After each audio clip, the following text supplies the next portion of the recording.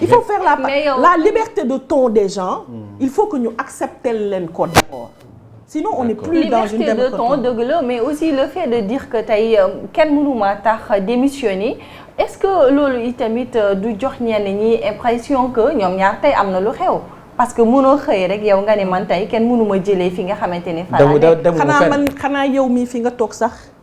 am na ku bëgg nga démissionner man fi ma toog am na ku bëgg ma démissionner su ma toogee ni ñi yaakaar ni ñi bëgg ma démissionner dama leen bëgg a wax ni du ma bouger maître loolu képp fu nga ne yow xam nga ni am na kuy lor ña fi nga toog. donc il s'adressait pas à la coalition Diomaye peut-être. non c'est-à-dire que aujourd'hui li ñu war a comprendre encore une fois dans le discours du président du parti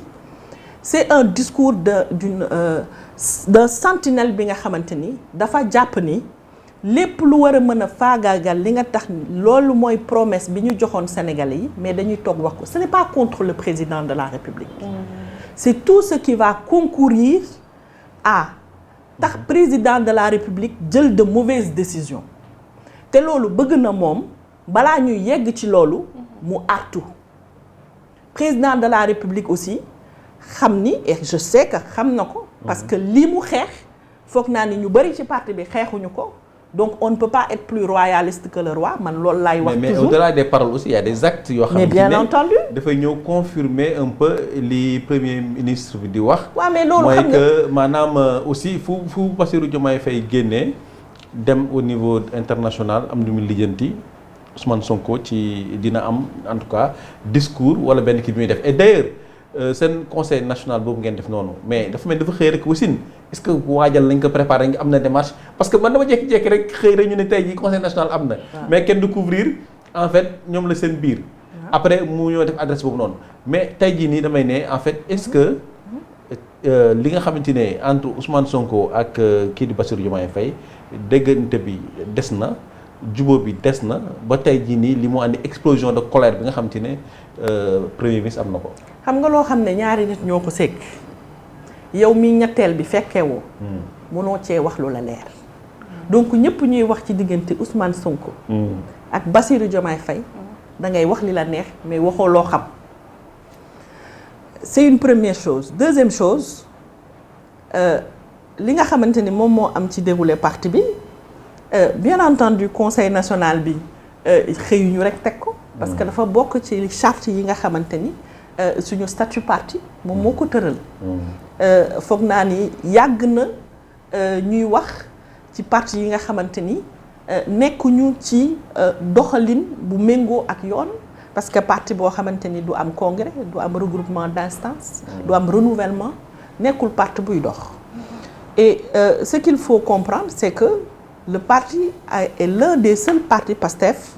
ñiy respecter li nga xamante ni mooy li leen yoon teg ci parti politique mooy déposer li nga xamante ni chaque année mooy seen bilan seen statut seen règlement ak seen fonctionnement ñun ñu bëgg aller juste plus loin mais musuñu ñu ko may parce que xam ngeen parti bi ni mu dundee ci 4 mën naa ne 5 dernières années yi sax on n'a jamais eu de répit qui nous a permis de pouvoir structurer suñu parti ni ñu ko waree. tey nag nga xam ne xëy na am na ab dal boo xamante ni am nañ ko mais ci processus boobu la ñu nekk depuis des années ñu ne processus boobu léegi dañu koy finaliser moo tax ma ne def nañ li nga xamante ni mooy validation wu statut yi def nañu validation wu règlement intérieur yi donc ñu programmer continuer processus bi par l'installation du conseil national et wax naa jalon yi topp aussi ça veut dire que waxtaanu biir néeg la boo xamante ni ñu ngi koy amal chaque fois pour poursuivre bu ñu weesoo lii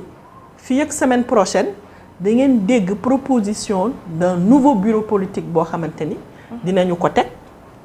bu ñu paree ci loolu également ci congrès la ñu jëm donc loolu aussi dañu koy préparer donc processus su parti bi la loolu. c'est très bien de structurer votre parti mais dañuy delluwaat ci waxtaanu premier ministre bi ndax am na loo xamante ne bu xewee aussi il faut que ñu xam lan moo ko waral. xam nga souvent sànq yaa ngi koy wax ñaari nit bu ñuy waxtaan ku ci wax peut-être que da ngay ignorer li nga xamante ne la ñuy waxtaanee mais li ñu gis mooy que souvent yenn nomination yi gisoon nañ fi le cas de Samba Ndiaye mais également le cas du DG de l'APROSI tey bu fekkente ni ay njuuj njaaj dafa am wala da ngeen gis que ni li ngeen doon xeex dafay répété wu ci biir gouvernement bi donc vous donnez raison à ces Sénégalais qui disent que tey féewaloo dafay am wala sax ñàkk déggoo dafay am entre le président de la République et son premier ministre. Mais ce que je veux dire c'est que mais il ne faut pas avoir peur que nit ñi bañ a d'accord ci ni ñuy doxale c'est-à-dire que dans toute chose ñëpp mënuñu d'accord ci lépp ñun suñu parti li ko dundal mooy la contradiction président Ousmane Sonko mi ñuy wax ak président de la République Bassirou Diomaye Faye bi nga xamante ni ba ñu sekkee parti bi mais d'accorduñu woon ci lépp d'accorduñu woon ci lépp mais terewul parti bi continuer na dox c'est-à-dire esprit premier bi continuer na primer ba tax ñu yegg si fii tey donc ce n'est pas la contradiction qui est un problème xam nga lan mooy nar a nekk problème la rupture donc ñu bañ a d'accord ci ay kàddu c'est-à-dire ñu bañ a d'accord ci ay kàddu wala ñu warloo ci yenn décision c'est quelque chose de tout à fait normal parce que président de la République moom la ñu jox responsabilité wu décider donc président de la premier ministre moom dafa am ay prérogatives am mënul entraver prérogative u président de la République donc mën na bañ a d'accord comme man mën naa bañ a d'accord ci doxalinu réew mi. est-ce que bëggul dem au-delà de ses prérogatives aussi et puis l'autre chose non bëggul dem au-delà de ses prérogatives xam nga wax ni surtout juste je veux dire wax ni man d'accorduma ci lii ne veut pas dire que ni damay dugg ci mbiru nit. mais vous avez senti que y a pas encore de rupture vu que la ngeen fi doon gis non il ne peut pas y avoir de rupture au contraire c'est la bonne marche pour man on est dans la bonne marche et c'est même un signal très positif de cette gouvernance parce que ça montre que c'est dans la contradiction qu'il faut qu'on bouge les choses bu ñu toogee nëpp-nëppal ba mbir yi yàqu ba duñ ko mën a defaraat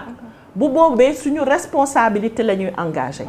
mais bu fekkee ni am na loo xam ne sooxe na ñu teel ko waxtaanee trouver des solutions bu boobaa je pense que ànd bi dina gën a yàgg. D'accord et c'est dans cette dynamique qu'on est. Lisa, et vous croyez que tey Ousmane Sonko jour dina ñëw mu dellu Assemblée nationale. alors ko waxee bon l'avenir moom kenn mënul xam li yàlla di def. ñun li ñu mën a ñaan rek mooy li nga xamante ni moom la ñu peuple sénégalais ak yàlla dénk muy yóbbu Sénégal ci 5 ans yi à venir foo xamante ni fu kawe la. mu nekk loo xamante ni mooy nekk le seul objectif de ñëpp ñi nga xamante ni moom la ñu dénk ñu jiitalee ko ci président de la République premier ministre ak ñëpp ñi nga xamante ni am nañu nongal tànk donc lépp lu war a mën a faagaagal loolu man en tout cas maa ngi ñaan yàlla mu bañ a yegg donc man je considère que aujourd'hui il faut que ñu continuer di artu bu fekkee ni gis nañu ni am na lu sooxe mais ñu continuer di ko waxtaane bu ñu artoo ba pare dañuy toog waxtaane ko seen biir trouver des solutions loolu moom mooy responsabilité et je pense que c'est ça qu'on a voulu montrer aux Sénégalais mu war leen mën a rassurer mais Marie-Rose gis nañ ne effectivement bëgg ngeen contradiction di am waxtaan di am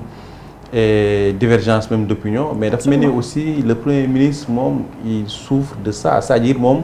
attanul maanaam divergence d'opinion wala par exemple ñu yëkkati yenn kàddu yu tekk ci deram